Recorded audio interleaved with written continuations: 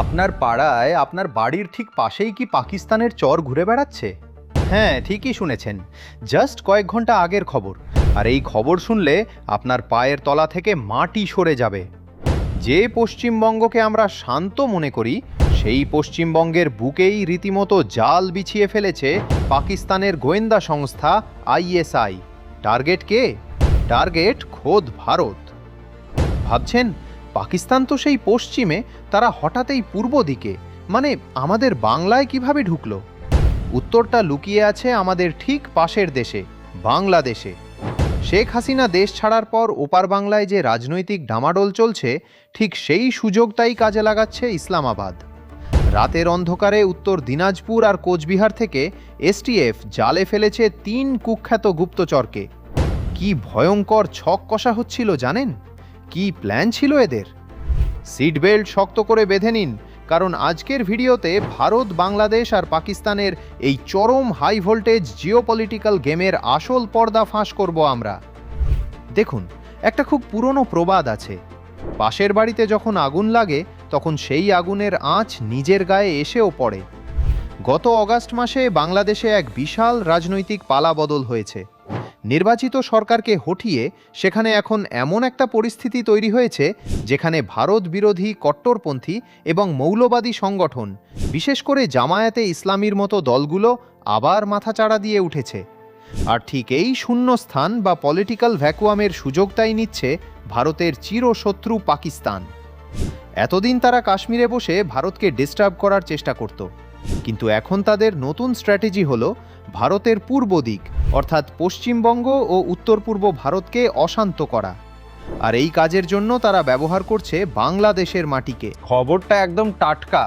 পশ্চিমবঙ্গ পুলিশের special task force বা STF গত কয়েকদিন ধরে একটা গোপন অপারেশন চালাচ্ছিল। গোপন সূত্রে তাদের কাছে খবর আসে যে উত্তরবঙ্গের কিছু সীমান্ত লাগোয়া এলাকায় সন্দেহভাজন কিছু লোক ঘোরাঘুরি করছে। এরপরই উত্তর দিনাজপুরের গোলপোখর থেকে শফিকুল ইসলাম এবং কোচবিহারের সাহেবগঞ্জ থেকে রশিদুল হক ও নাসিরউদ্দিন আলী নামের ৩ ব্যক্তিকে অ্যারেস্ট করা হয়। প্রথম দেখায় এদেরকে খুব সাধারণ মানুষ মনে হবে, কিন্তু এদের আসল পরিচয় শুনলে আপনি চমকে যাবেন। এরা সরাসরি পাকিস্তানের গুপ্তচর সংস্থা আইএসআই এর হয়ে কাজ করছিল। কিন্তু আসল টুইস্টটা হলো এখানে, এরা তো ভারতের নাগরিক, তাহলে এরা পাকিস্তানের সাথে যোগাযোগ রাখছিল কিভাবে? আর কেনই বা এদের টার্গেট করা হলো? অপারেশনটার ব্লুপ্রিন্ট শুনলে আপনি বুঝতে পারবেন শত্রু কত গভীরে শিকড় গেড়েছে। আইএসআই এর কাজ করার ধরনটা এখন পুরো পাল্টে গেছে। তারা এখন আর সরাসরি পাকিস্তান থেকে চর পাঠায় না, তারা লোকাল অ্যাসেট বা স্থানীয় স্লিপার সেল তৈরি করে। এই শফিকুল, রশিদুলদের কাজ ছিল অত্যন্ত সংবেদনশীল। এরা প্রথমে সাধারণ ভারতীয় নাগরিকদের নামে ফেক ডকুমেন্টস দিয়ে প্রচুর ভারতীয় সিম কার্ড কিনত। এরপর সেই সিম কার্ডগুলো বর্ডার পার করে চোরাপাথে পাচার করে দেওয়া হতো বাংলাদেশে। বাংলাদেশে বসে থাকা আইএসআই এর লোকাল হ্যান্ডেলার বা এজেন্টরা সেই সিম কার্ডগুলো রিসিভ করত। এরপর সেই সিম কার্ডগুলো দিয়ে হোয়াটসঅ্যাপ, টেলিগ্রাম বা অন্যান্য এনক্রিপ্টেড মেসেজিং অ্যাপ খোলা হতো। যেহেতু নম্বরগুলো ভারতের +91 দিয়ে শুরু, তাই কেউ সহজে সন্দেহ করতে পারবে না। এই অ্যাপগুলোর মাধ্যমে তারা ভারতের বিভিন্ন সেনাঘাঁটি, বর্ডার সিকিউরিটি ফোর্সের মুভমেন্ট এবং নর্থ বেঙ্গলের স্পর্শকাতর জায়গাগুলোর ছবি ও তথ্য সোজা পাকিস্তানে পাঠাচ্ছিল। বিনিময়ে এই চরদের কাছে হুন্ডি বা হাওয়ালা মারফত আসতো মোটা অঙ্কের টাকা। ভাবুন একবার, টেকনোলজিকে ব্যবহার করে কিভাবে দেশের নিরাপত্তায় সেন্ধ কাটা হচ্ছিল। এবার আসি সব থেকে বড় প্রশ্নে, পাকিস্তান এই কাজের জন্য বাংলাদেশকে কেন বেছে নিল? আর কেনই বা ঠিক এই সময়টাতে? এর উত্তর হলো জিওপলিটিক্যাল অপরচুনিটি। শেখ হাসিনা যতদিন বাংলাদেশের ক্ষমতায় ছিলেন, তিনি একটা কথা খুব পরিষ্কার করে দিয়েছিলেন যে বাংলাদেশের মাটিকে কোনোভাবেই ভারতের বিরুদ্ধে সন্ত্রাসবাদী বা গুপ্তচর বৃত্তির কাজে ব্যবহার করতে দেওয়া হবে না। তার আমলে বহু ভারত বিরোধী ক্যাম্প গুঁড়িয়ে দেওয়া হয়েছিল, কিন্তু গত 5ই অগাস্টের পর চিত্রটা পুরো বদলে গেছে। বাংলাদেশের বর্তমান অন্তর্বর্তীকালীন সরকার এবং সেখানে শক্তিশালী হয়ে ওঠা মৌলবাদী গোষ্ঠীগুলোর সাথে পাকিস্তানের দারুণ সখ্যতা তৈরি হয়েছে। জামায়াতে ইসলামীর মতো ভারত বিরোধী সংগঠনগুলো এখন ফ্রন্ট ফুটে, আর আইএসআই ঠিক এটাই চাইছিল। তারা বাংলাদেশের এই ভারত বিরোধী সেন্টিমেন্টকে কাজে লাগিয়ে সেদেশের লোকাল এজেন্টদের দিয়ে পশ্চিমবঙ্গের বর্ডারে নিজেদের লোকাল নেটওয়ার্ক তৈরি করছে। দাঁড়ান, এখানেই শেষ নয়। ভারতের ম্যাপটা যদি আপনি ভালো করে খেয়াল করেন, তাহলে বুঝবেন কেন উত্তর দিনাজপুর আর কোচবিহারকেই টার্গেট করা হলো। এর পেছনে লুকিয়ে আছে চীনেরও এক অলিখিত স্বার্থ। সমীকরণটা মেলালে কিন্তু ভয়ঙ্কর এক ছবি উঠে আসছে। পশ্চিমবঙ্গের উত্তর দিনাজপুর, দার্জিলিং এবং কোচবিহার, এই অঞ্চলটা ভারতের কাছে কতটা গুরুত্বপূর্ণ জানেন? এই অঞ্চলটাকে বলা হয় শিলিগুড়ি করিডোর বা চিকেন স্নেক। এটি মাত্র 20 থেকে 22 কিলোমিটার চওড়া একটা সরু রাস্তা, যা মূল ভারতের সাথে পুরো উত্তর পূর্ব ভারতকে, যেমন আসাম, ত্রিপুরা, অরুণাচল প্রদেশ, যুক্ত করেছে। এই চিকেন স্নেকের ঠিক ওপরেই বসে আছে চীন, ডোকলাম অঞ্চল, আর নিচে বাংলাদেশ। যদি কোনো যুদ্ধের পরিস্থিতিতে এই চিকেন স্নেক কেটে দেওয়া যায়, তাহলে পুরো নর্থ ইস্ট ভারতের হাত থেকে বিচ্ছিন্ন হয়ে যাবে। আইএসআই এর আসল টার্গেট হলো এই অঞ্চল।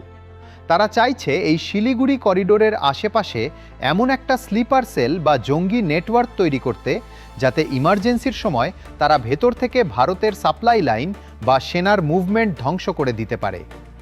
এই শফিকুল, নাসিরুদ্দিনদের কাজ ছিল সেই এলাকারই খুঁটিনাটি তথ্য সংগ্রহ করা। অর্থাৎ একটা বৃহত্তর নাশকতার ব্লুপ্রিন্ট তৈরি হচ্ছিল আমাদেরই চোখের সামনে। ভারত সরকার এবং ভারতীয় গোয়েন্দারা কিন্তু হাত গুটিয়ে বসে নেই। আমাদের এসটিএফ, আইবি এবং বিএসএফ অত্যন্ত সতর্ক। এই যে 3 জনকে ধরা হলো, এটা তারই একটা প্রমাণ।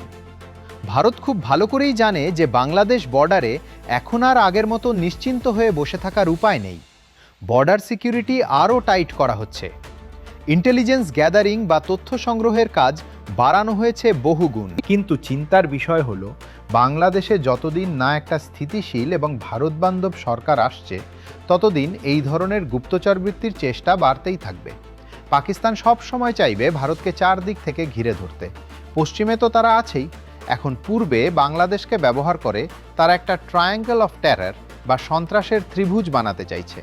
আর পশ্চিমবঙ্গের সাধারণ মানুষকেও এই ব্যাপারে অনেক বেশি সচেতন হতে হবে। অপরিচিত কাউকে সিম কার্ড দেওয়া বা সন্দেহজনক কিছু দেখলে পুলিশকে জানানো, এইটুকু দায়িত্ব আমাদেরও নিতে হবে।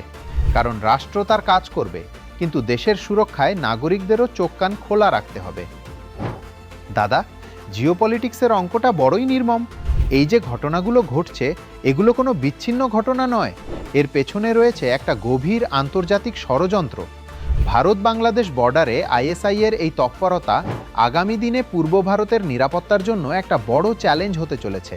আপনাদের কি মনে হয়, বাংলাদেশের বর্তমান সরকার কি ইচ্ছা করেই আইএসআইকে এই সুযোগ করে দিচ্ছে, নাকি তারা নিজেরাই নিজেদের দেশের কন্ট্রোল হারিয়ে ফেলেছে?